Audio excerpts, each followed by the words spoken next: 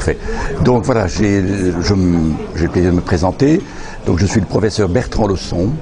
Je suis enseignant à l'Université de Liège en Belgique et je suis président de la CUD, c'est-à-dire la coopération universitaire au développement, depuis le 1er janvier 2012. C'est ma première visite ici à Oujda et cette visite vise d'une part bien sûr à participer à ce colloque, mais également à faire en quelque sorte le bilan des activités qui ont été réalisées au cours des 2 programmes auxquels l'université Mohamed Ier a participé, c'est-à-dire ce qu'on appelle le P2 et plus récemment le P3 qui va s'achever en mars 2013. Donc, précisément, le P3 tire vers sa fin. Donc, vous allez. Ce colloque, c'est une étape d'évaluation, si vous voulez. Oui. Donc, est-ce qu'on peut dire que cette coopération va être reconduite? Bon, donc la coopération qui est en cours à l'heure actuellement a porté sur un certain nombre de thèmes, comme on a déjà eu l'occasion de vous le dire. Il y a la santé, il y a la gouvernance, il y a les langues, la formation, les produits agroalimentaires, l'eau, l'environnement de manière générale et les bibliothèques. Voilà. Ces activités sont toujours en cours. Elles ne prendront fin qu'en 2013. Il était important de participer à ce colloque pour pouvoir définir quels sont les besoins futurs de l'université qui a bien progressé depuis 2008, mais qui a encore certainement des besoins à couvrir. Je pense notamment à la faculté de médecine, qui est une jeune faculté, qui est très récente. D'autre part également, tout ce qui est le volet socio-économique, c'est-à-dire le transfert de l'expertise universitaire et du savoir-faire vers le domaine socio-économique, c'est-à-dire la création de petites et moyennes entreprises à Oujda et dans sa région. Ça nécessite naturellement des moyens financiers relativement importants. Comme vous le savez sans doute, nous sommes en train de redéfinir notre stratégie pour l'avenir.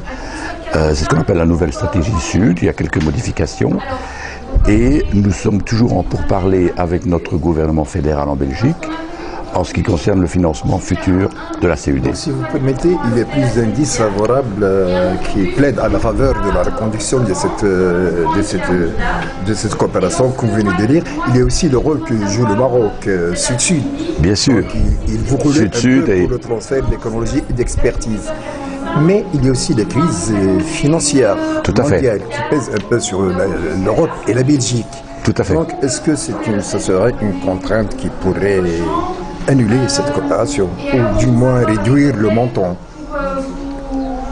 C'est une possibilité. Donc nous sommes, comme vous venez de le rappeler, en pleine crise financière. La Belgique n'est pas tout à fait à l'abri, même si ce n'est pas le pays le plus touché jusqu'à présent.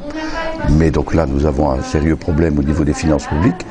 Et donc le pouvoir politique pourrait, dans les mois qui viennent, nous imposer éventuellement une réduction plus ou moins importante du budget qui est mis à disposition de la coopération universitaire au développement. Pour les France payées. Pour l'ensemble des pays. Pays africains. Voilà.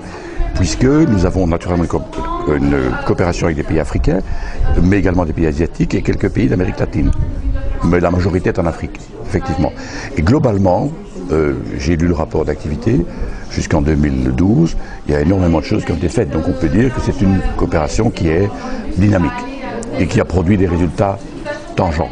Donc ça, naturellement, c'est un élément très favorable. Qui nécessite un parachèvement. Mais qui nécessite des actions un parachèvement. À entreprendre vu le développement de l'université. Tout à fait.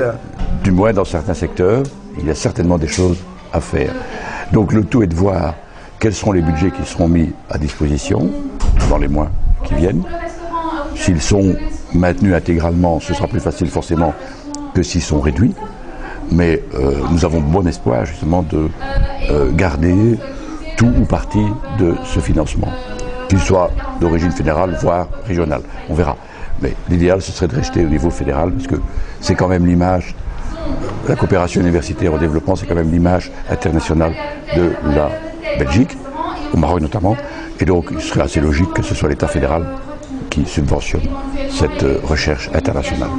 Merci. Voilà.